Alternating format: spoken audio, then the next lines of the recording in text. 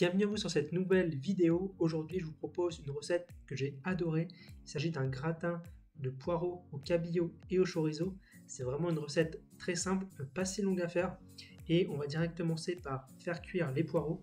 Donc je mets de l'huile et du beurre à chauffer et je vais couper du poireau, donc tout simplement émincer assez finement pour que ça cuise rapidement. Et une fois que j'ai coupé le poireau, je mets ça directement dans la poêle à colorer. Donc ici j'ai pris deux gros poireaux pour un gratin pour 4 personnes. La star du plat c'est vraiment le poireau, donc il faut vraiment qu'il y en ait quand même beaucoup, sachant qu'ensuite ça va réduire à la cuisson. Donc voilà, je mets tout directement dans la poêle. J'oublie pas bien sûr d'assaisonner, ça va favoriser l'évaporation de l'eau de cuisson, de l'eau de végétation pardon, des poireaux. Évidemment ça les assaisonne également. Et ensuite je vais bien faire revenir pendant 5 à 6 minutes les poireaux pour vraiment qu'ils se concentrent en goût. Une fois qu'ils sont bien revenus, qu'ils commencent à accrocher un petit peu au fond de la poêle, j'ajoute de la farine et en fait c'est ce qui va me servir à faire une sauce plutôt à la fin. Ça sera un peu comme une béchamel, je vous verrai juste après. Donc là, une fois qu'on y met la farine, je la fais bien revenir pendant 30 secondes à 1 minute pour bien la cuire.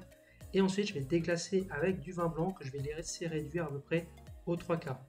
Une fois que le vin blanc est réduit, je vais ajouter une demi-tasse d'eau. Je vais couvrir, je vais laisser cuire 5 minutes de plus. En fait, cette étape, ça va permettre de cuire vraiment le poireau à cœur. Une fois que le poireau est bien cuit, je vais verser du lait et en fait, sous l'action de la farine, le lait va épaissir et en fait, finalement, on a un mélange de beurre, huile avec la farine et le lait et finalement, ça fait comme une béchamel. Ensuite, je vais assaisonner donc avec du poivre. Vous pouvez assaisonner avec un petit peu de sel également.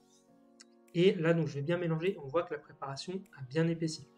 Une fois que la préparation a bien épaissi, donc c'est quasiment prêt, je vais ajouter du cabillaud. Donc ici, j'ai pris du cabillaud congelé. Vous pouvez prendre du cabillaud frais, ce sera bien sûr meilleur, mais avec du congelé, ça passe très bien également. Donc voilà, je remue brièvement. Donc là, on voit qu'il y a une préparation quand même assez épaisse.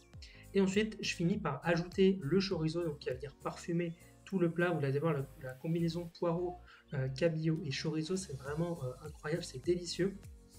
Là, j'ai coupé le feu, bien sûr, hein, et donc je remue juste un petit peu le chorizo pour qu'il se diffuse, enfin, que son goût se diffuse bien dans la sauce. Et là, j'ai plus qu'à verser donc, la préparation dans un plat qui va au four. Donc à côté de ça, j'ai préchauffé mon four à 250 degrés sur grill. Donc voilà, je mets tout ça dans le plat, je mélange un petit coup de spatule pour bien répartir les morceaux de chorizo et de cabillaud. Et ensuite, j'ai plus qu'à parsemer avec de la chapelure. Donc la chapelure, ça va donner un petit côté croustillant. Et après, je vais déposer quelques noix de beurre, ça va faciliter le gratinage et ça va apporter aussi du goût à la chapelure. Ensuite, j'enfonce ça à peu près 10 minutes, le temps qu'il y ait une belle coloration.